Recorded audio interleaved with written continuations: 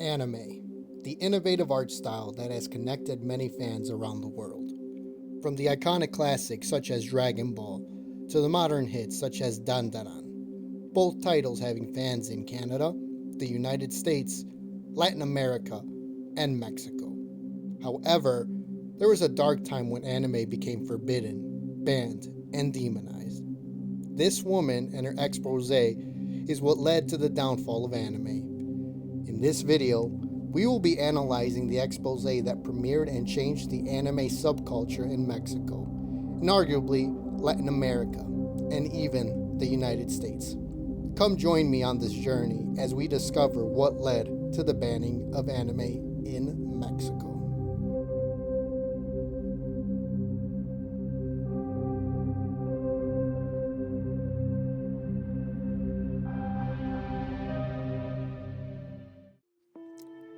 Good evening. My name is elmisterotaki. I'm a fan of anime just like you. I do many panels in the Midwest where I talk about Japan and Mexico's long history. Furthermore, I also talk about the influence of Mexican music and anime.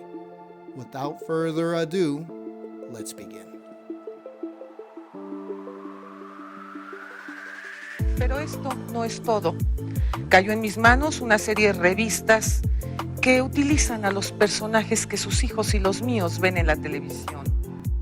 Mexico, 2000.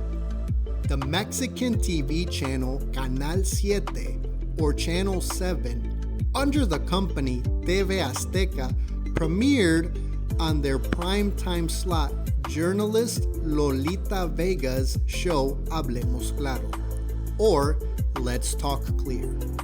The show premiered in the early 90s. The exact date of the premiere or the expose cannot be found. The expose premiered after transmission of Supercampeones, or as we know the anime as Captain Tsunaba.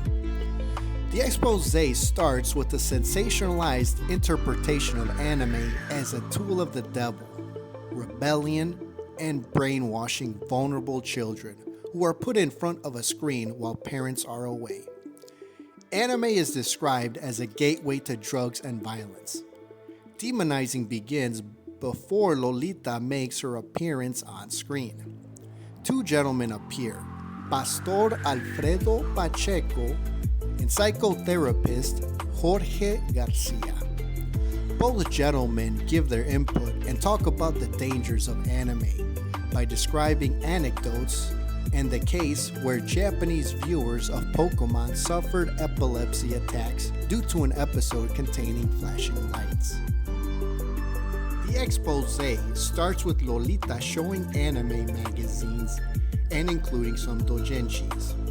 She uses the term anime magazines for doujinshis. These are images I cannot show.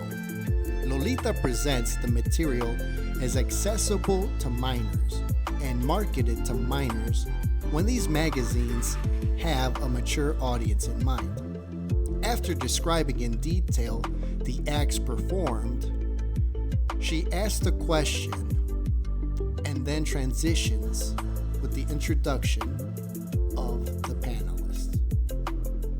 País. Aquí están, miren ustedes. Contienen hasta cupones de descuentos. Si eres tan amable, Jorge, de hacernos un acercamiento, cupones de descuentos para Reino Aventura.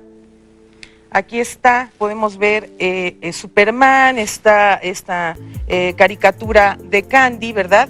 Y tienen el personaje pues aquí en una pose muy sexy.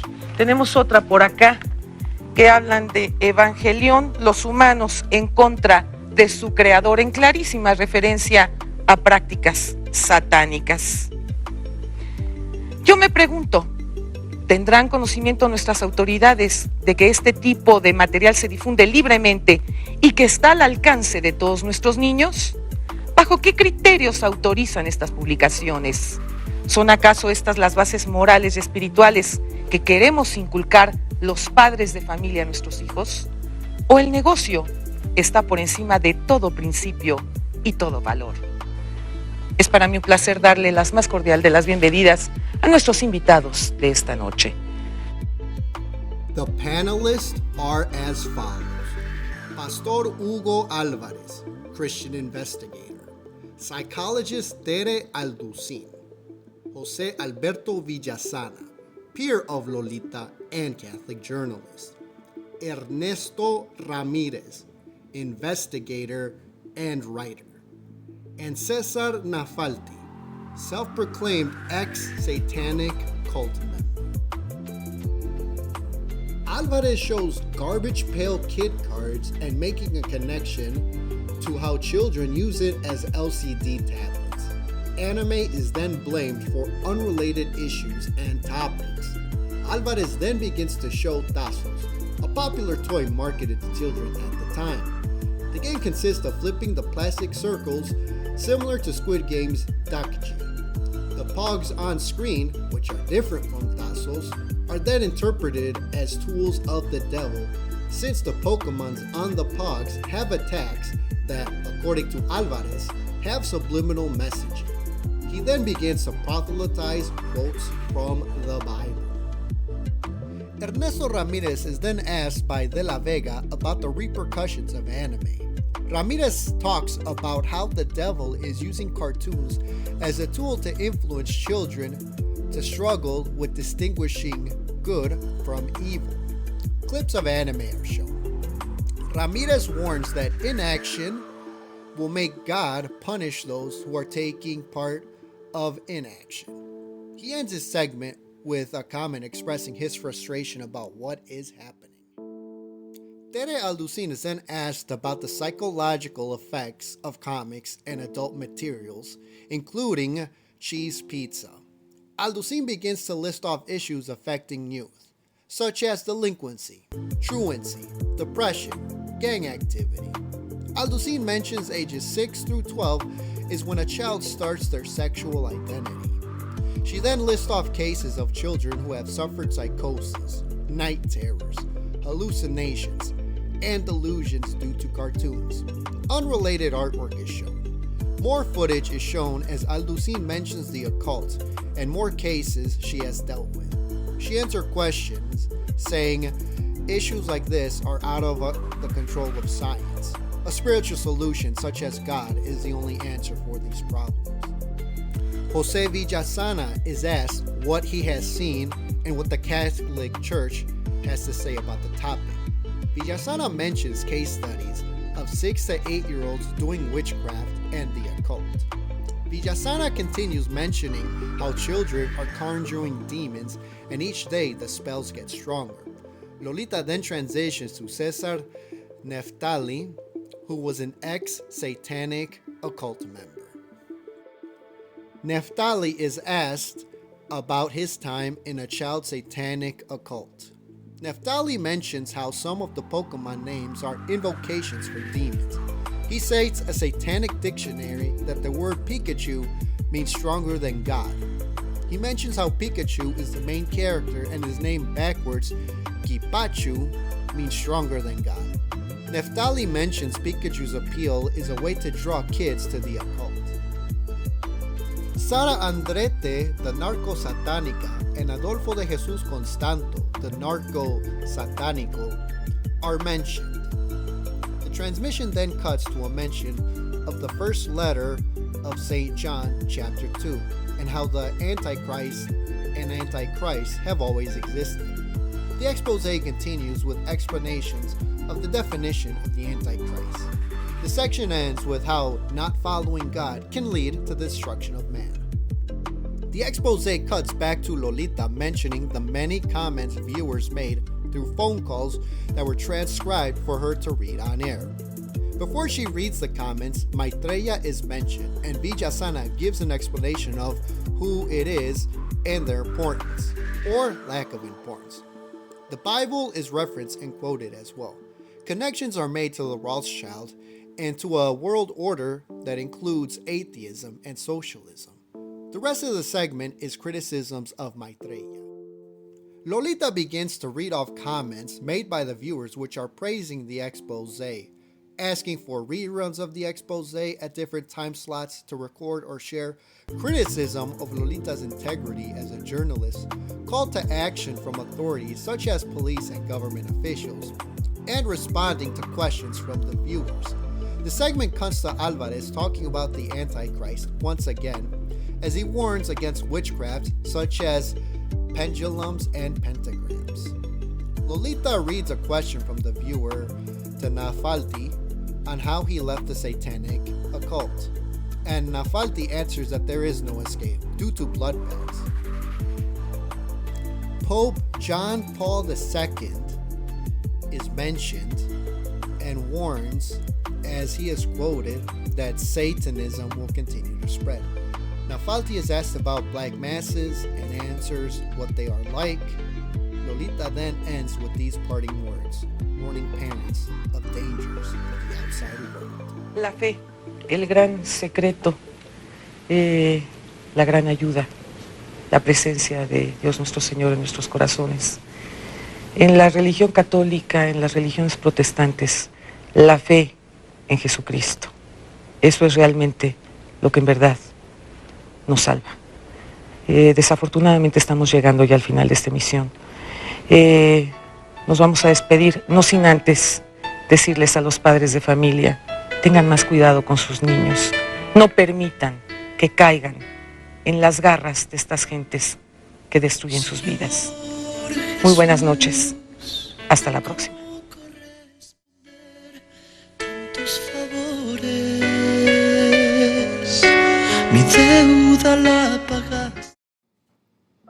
Before I continue, this is not a criticism of anyone's belief or lack of belief. This is criticism of the expose and the sensationalism reporting. Thoughts on the expose are shared as well as the aftermath. Thank you. If it was not already clear, the expose was very biased with the Christian and Catholic lean. The panel of experts have credentials in their respective fields. However, they all have religious backgrounds that led to very biased reporting and commentary.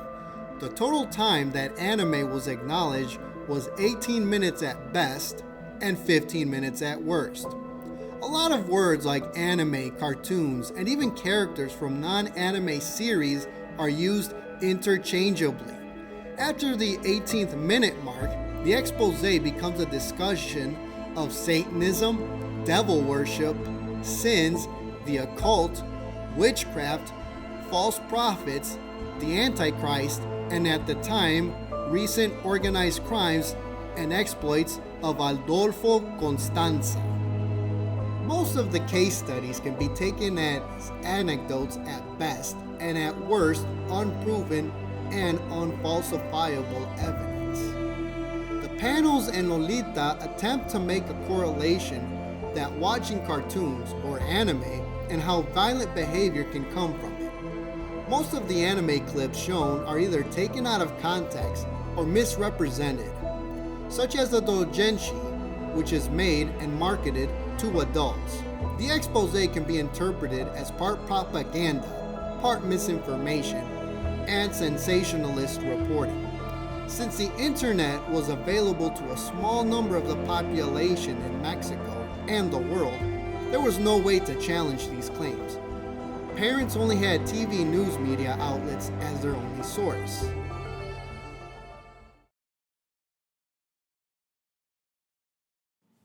After the expose's premiere in the first quarter of 2000, Bandai and many of the anime distributors caught wind of the expose and refused to send newer anime to Mexico. Mexico had to make good with reruns of Dragon Ball Z, Sailor Moon, Saint Seiya, Captain Tsunaba, Candy Candy, and Speed Racer, to name a few. One would think that this would destroy the anime market, however, the anime Mexico had grew in popularity. Newer anime did not premiere unless it was on paid satellite TV services like Sky. Even then, the anime was a Spanish dub of an English dub. The censors and localization of this anime remained preserved in the Latin dub. The heavily watered down anime versions of a translation were available to some, but not available to the poor Mexican watcher who could only afford a TV antenna. Rumors began to spread between parents, community leaders, religious members, and even politicians about the dangers of anime. Some cited the expose as their source. Religious preachers used the opportunity to spread their thoughts and interpretation of comics, anime, video games, and mangas as satanic tools designed to brainwash children. Among them were Josue Yrion. His videos of him preaching were spread in emails shortly after Lolita's expose. Flyers demonizing Dragon Ball also made its round in Mexico and Latin America. Some of this led to parents getting rid of their children's anime merchandise. Toys, posters, clothes, cards, and tassels did not escape the fate of destruction. TV Azteca slowly removed the anime they had on their TV rotation. Some theorized that TV Azteca was in competition with Televisa, which is owned by Univision, to undercut the competition by destroying their moneymaker, anime. During the chaos, it is also theorized other production companies, such as Nickelodeon and Disney, took the opportunity to make deals with Mexican TV stations when anime was no longer a viable or profitable product. The decline of anime began not only due to the expose, but since many of the anime fans of this time began to grow up. It was also a perfect storm for the decline of anime. New and old anime were not as accessible to most TV viewers. American cartoons and live-action shows such as Drake and Josh and Hannah Montana took their place. All seems doom and gloom. But it was not until the arrival of series like Digimon, some new episodes of Pokemon, and the arrival of Naruto gave anime a second chance in Mexico.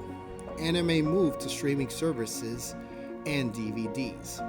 This renaissance of anime is a topic for another day. TV Azteca has since reversed its view on anime by supporting it as recent as 2023. By having hosts on their daytime talk shows cosplay characters from many animes, old and new. TV Azteca has posted anime content and articles on their social medias and websites, as well as claiming that they were always a safe place for otakus. Some older fans saw through the lies and called them out. Some younger fans remain unaware of the messy history.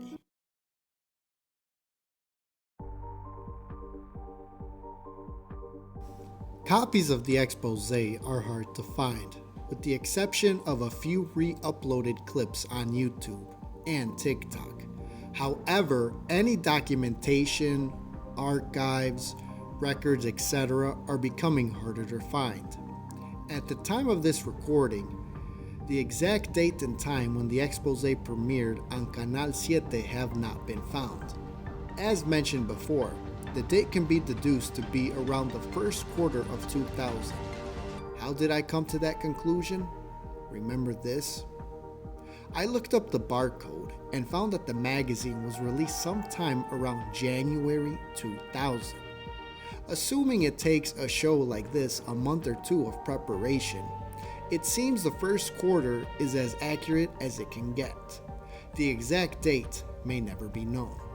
It seems day by day that this expose is becoming lost media, for it is becoming ever so difficult to find. The only information available of the show and year was the copyright in the credits. Furthermore, when Lolita talks on the show, she makes reference to the night or late night. Callers also mention that the show is good, but it is too late to premiere since people have to work the next day. According to some sources, Lolita Vega has not had the same success as before. According to her Facebook and other websites, she still works with TV Azteca. She has had many shows after Hablemos Claro. Coincidentally, Lolita would have another show Frente a Frente with Cesar Nefalti as a guest. Lolita's most recent season of Frente a Frente airs on Mexican station ADN40. She is retiring in the year 2025, with the last season of Frente a Frente premiering the same year. I reached out for a comment, and she referred me to Pastor Hugo Alvarez. Hugo Alvarez remains a pastor at a church called Yahshua Liberando a los Cautivos Yehuda, which is located in Mexico City. He appeared in an article of the Mexican magazine TV y Notas, saying that he has performed over 40 exorcisms. Alvarez continues to preach and proselytize the Bible. I have reached out for a comment, and they have not responded to my request. Tere Alducin continues to practice psychology. In her own words, quote, Christian psychology. She remains active on social media, such as Facebook and YouTube, making content, offering tips and insight in her field. I have reached out for a comment, and they have not responded to my request. Jose Alberto Villasana has continued to write and discuss his ideas of a new world order. Villasana has an internet presence on X, formerly known as Twitter. His website is still up and running, however, he has not been active when compared to his peers. I have reached out for a comment, and they have not yet responded to my request. Ernesto Ramirez, now known as a pastor, continues to write and report. It seems he has made a switch from Catholicism to non-denominational Christianity. He attends and speaks at seminars regularly, spreading the word of God and the Bible. He remains active on Facebook, X, Instagram, and TikTok. However, he claims he has presence on YouTube, but his link to his YouTube channel leads nowhere. I have reached out for a comment, and they have not yet responded to my request. Last but not least, Cesar Nefalti. Compared to his peers, he has no internet or social media presence. However, he does get invited to speak about his experience in the satanic cult. His most recent video appearance was in 2022. He has collaborated with Pastor Hugo Alvarez and has had other interviews with Lolita. There was no available contact information, so he was unavailable for a comment.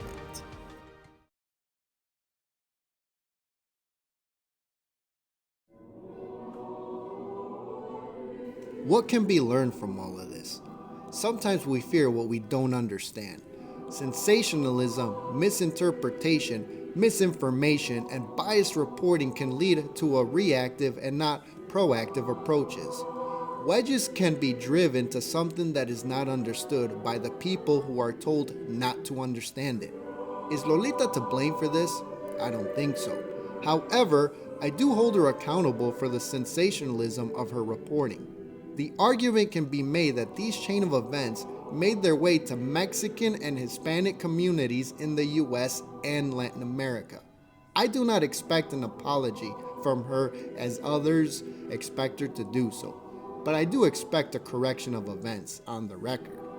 Although her intentions may have been good, the power she and her channel had was tremendous.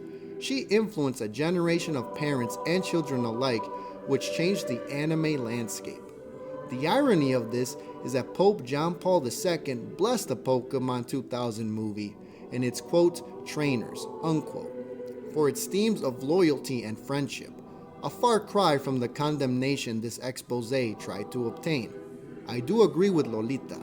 As a parent, you should be more involved with your children's consumption of media, with the ever-growing controversies such as ElsaGate and shock videos on TikTok. As a leader of younger family members or of your community, you should protect those who need guidance. Do not let these people affect your loved ones or be caught in their claws. This has been how anime was banned in Mexico. I'm Mr. Otaki. Good night.